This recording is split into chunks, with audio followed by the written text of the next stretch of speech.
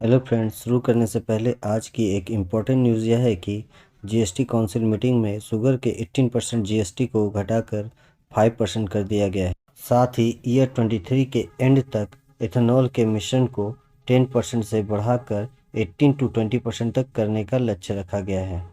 इस खबर के आने के बाद से लगभग सभी शुगर स्टॉक्स में भारी तेजी आई है।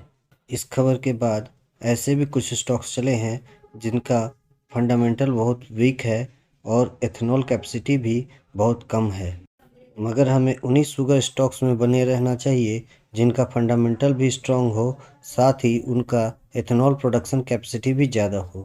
हालांकि हमने अपने क्लाइंट्स को बजाज हिंदुस्तान शुगर 9 से 10 रुपये के बीच में बाय कराया था और 16 रुपये पर प्रॉफिट भी बुक करा चुके हैं। बजाज हिंदुस्तान शुगर उन कंपनीज में से एक है जिनका एथेनॉल प्रोडक्शन कैपेसिटी बहुत ज़्यादा है। तो हम लोग आज बात करने वाले हैं टेक महिंद्रा पर। यह एक लार्ज कैप आईटी स्टॉक है। यह कंपनी कई सर्विसेज प्रोवाइड करती है: infrastructure and cloud services, engineering services, application services, network services, testing services, data analytics, performance engineering, security and risk management services, business process services, product engineering, consulting etc। इनके 1200 से अधिक clients हैं। ये IT services से 88% revenue generate करती है। Business process outsourcing से 12% revenue generate करती है। इनका बिजनेस अमेरिकाज में 48%, यूरोप में 26%, रेस्ट ऑफ द वर्ल्ड में 26% है। इनके टॉप 20 क्लाइंट्स 43% का रेवेन्यू जनरेट करते हैं। इस स्टॉक पे 56% एक्सपर्ट्स बाइंग का एडवाइस दे रहे हैं। ये इसका 1 ईयर का चार्ट है, जहाँ पे आप देख पा रहे होंगे ये ऊपर से नीचे गिरने के बाद से लगातार कंसोलिडेट कर रहा है। ये इसका 5 ईयर्स का चार्ट है, जिसके माध्यम से हम लोग इसके सपोर्ट को फाइंड करने का प्रयास करेंगे। आप देख पा रहे हैं यहाँ पे इसने 918 का लो बनाया, फिर 950 का लो बनाया, उसके बाद 965 का लो बनाया, फिर 973 का लो बनाया। तो आप देख पा रहे होंगे कि ये अपने पुराने लोज को नहीं काट रहा है।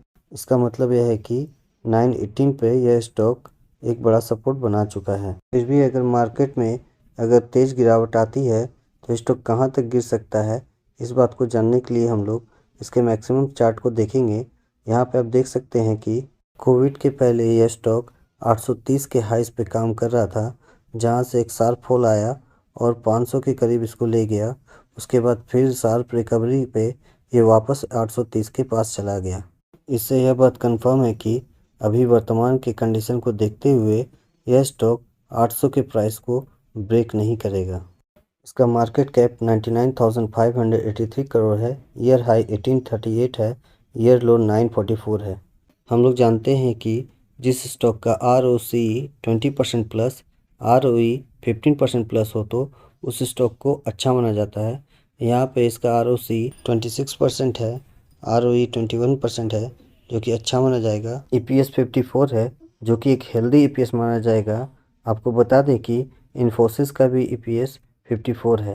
लगातार 5 सालों से हाई ROE और हाई EPS को यह स्टॉक मेंटेन किए हुए है। ईयर 22 में जून क्वार्टर के प्रॉफिट के कंपैरिजन में सितंबर क्वार्टर के प्रॉफिट में 13% का जंप आया है। सितंबर 21 के प्रॉफिट के कंपैरिजन में सितंबर 22 के प्रॉफिट में लगभग 4% का गिरावट आया है। ईयर टू ईयर इसका रेवेन्यू बढ़ रहा है। 2018 में इसका 30,000 का रेवेन्यू था, जो कि 2022 में 44,000 का रेवेन्यू हो गया है। इसके नेट प्रॉफिट में अच्छा खासा जंप आया है। 2018 में 3,700 करोड़ का प्रॉफिट था, वहीं 2022 में 5,600 करोड़ का प्रॉफिट हो गया है। इस कंपनी ने कोई भी शेयर प्लेस नहीं रखा है। इस पे 2,830 करोड़ का डेट है। इसके अगेंस्ट इसके पास 4,450 करोड़ का फ्री कैश फ्लो है।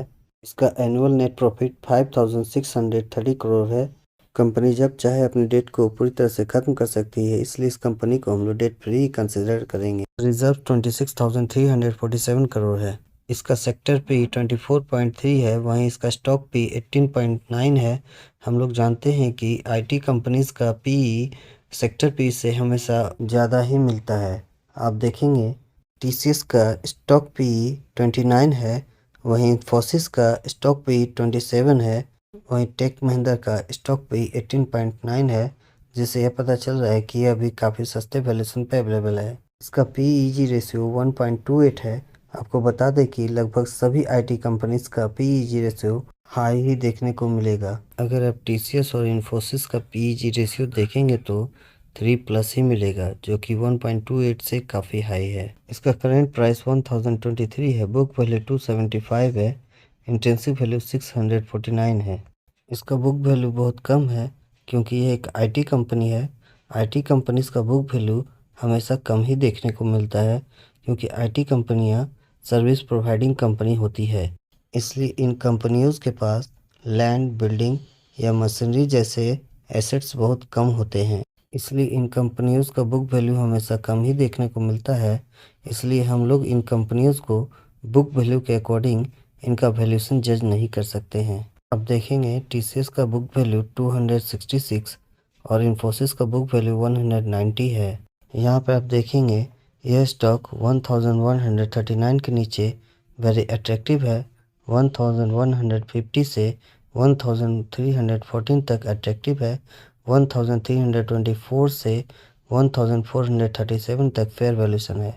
इसका स्ट्रेंथ 9, वीकनेस 3 है, फंडामेंटल 69% है, टेक्निकल वेरी बेयरिश है। इसका करंट वॉल्यूम 16 लाख है, जो कि इस वीक के हाई वॉल्यूम 28 लाख से कम है। इस साल 18 रुपये का डिविडेंड दे चुकी है, एक बार बोनस दिया है और एक बार स्प्लिट भी दिया है। यह स्टॉक 1099 के नीचे माइनली बेयरिश हो चुकी है। इसका क्वालिटी एक्सेलेंट है, 151 कंपनीज में रैंक 5। इसका फाइनेंशियल पॉजिटिव है, +10, नेगेटिव -2। इसका मूविंग एवरेज देखे तो ये अपने सभी मूविंग एवरेज के नीचे ट्रेड कर रहा है।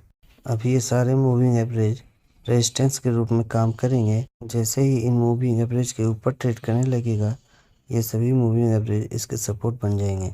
इस स्टॉक में 1 मंथ में डिलीवरी वॉल्यूम 22% से इंक्रीज़ हुआ है। 1 डे में डिलीवरी वॉल्यूम 4% से डिक्रीज़ हुआ है। यह स्टॉक 3 इयर्स में 31% का रिटर्न दिया है, 5 इयर्स में 100% का रिटर्न दिया है, 10 इयर्स में 333% का रिटर्न दिया है। यह एक हाई बीटा स्टॉक है। High beta stock generally market के कंपैरिजन में ज़्यादा चल सकते हैं और ज़्यादा गिर सकते हैं। इसका कंपाउंड सेल्स ग्रोथ 10 इयर्स 23% है, कंपाउंड प्रॉफिट ग्रोथ 10 इयर्स 17% है, CAGR 10 years 16%, return on equity 10 years 22% है। प्रमोटर्स की होल्डिंग यहाँ पे 35% है। म्यूचुअल फंड यहाँ पे लगभग 13% होल्ड करते हैं। FIs यहाँ पे 28% होल्ड करते हैं। LIC की होल्डिंग लगभग 6% की है। FIs यहाँ पे अपना होल्डिंग लगातार घटाते जा रहे हैं। सितंबर 21 में 35% का होल्डिंग था, जो कि सितंबर 22 में 28% का रह गया है। वहीं DIs अपना होल्डिंग बढ़ाते जा रहे हैं। सितंबर 21 में 17% का होल्डिंग था, जो कि सितंबर 22 में 24% का होल्डिंग हो गया है। इस चैनल पर डिस्कस किए गए किसी भी स्टॉक पे कोई बाय या सेल रिकमेंडेशन नहीं होता है। काइंडली इन्वेस्टमेंट करने से पहले खुद की रिसर्च जरूर कर लें। अगर इस चैनल पर नए हैं तो कृपया सब्सक्राइब करना ना भूलें।